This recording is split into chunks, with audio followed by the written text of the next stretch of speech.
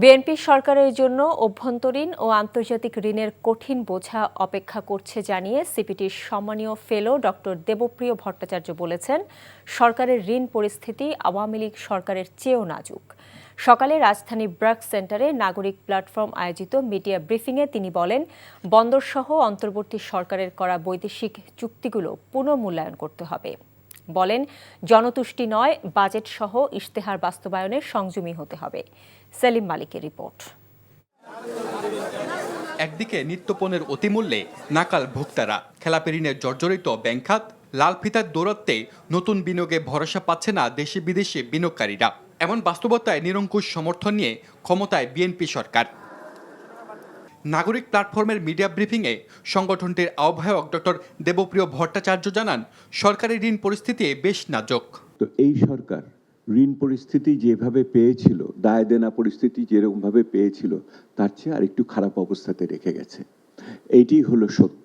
সেটা হলো রাজস্ব আদায়ের কারণে, অভাবের কারণে হতে পারে, বা চলতি ব্যয়কে তারা সংকোচন করতে পারে নাই দেখে, বা এডিপির বা বার্ষিক উন্নয়ন কর্মসূচির কোনো সামঞ্জস্য বিধান করে নাই দেখে। তিনি বলেন, অন্তর্বর্তী সরকারে করা সব আন্তর্জাতিক চুক্তি মূল্যায়নের পাশাপাশি আগামী উন্নয়ন পরিকল্পনার ব্লুপ্রিন্ট তৈরি করা জরুরি। ট্রানজিশন টিমের একটা ব্লুবুক তৈরি করতে হবে, এটা বাইরে থেকে করার দরকার নাই।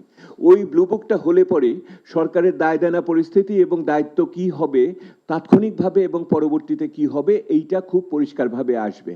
ওই ব্লুবুক তৈরি করার মাধ্যমে ওই একটা পুরনো গাড়িকে সচল রাখার ক্ষেত্রে কি কি করণীয়, সেইগুলি পরিষ্কারভাবে ওইখানে আসবে। এ সময় ডক্টর মুস্তাফিজুর রহমান বলেন, এলডিসি উত্তরণ পেছাতে সরকারকে কৌশলী হতে হবে।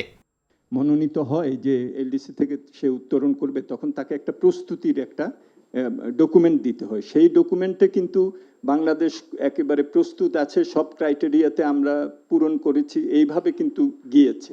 তাহলে এখন যে চিঠিটা গেল, এটার পেছনে কিন্তু তাহলে আবার যুক্তিতর্ক দেখাতে হবে যে কেন সেখান থেকে আমরা সরে আসছি। ওই রিপোর্টকে আমাদের তাহলে এখন বলতে হবে যে ওই রিপোর্ট ভুল ছিল। অনুষ্ঠানে সার্বিক উন্নয়নে আর্থিক আইন 2009 বাস্তবায়ন ও সর্বস্তরে সুশাসন নিশ্চিতের তাগিদ দেন আলোচকরা। সেলিম মালিক, এনটিভি নিউজ, ঢাকা।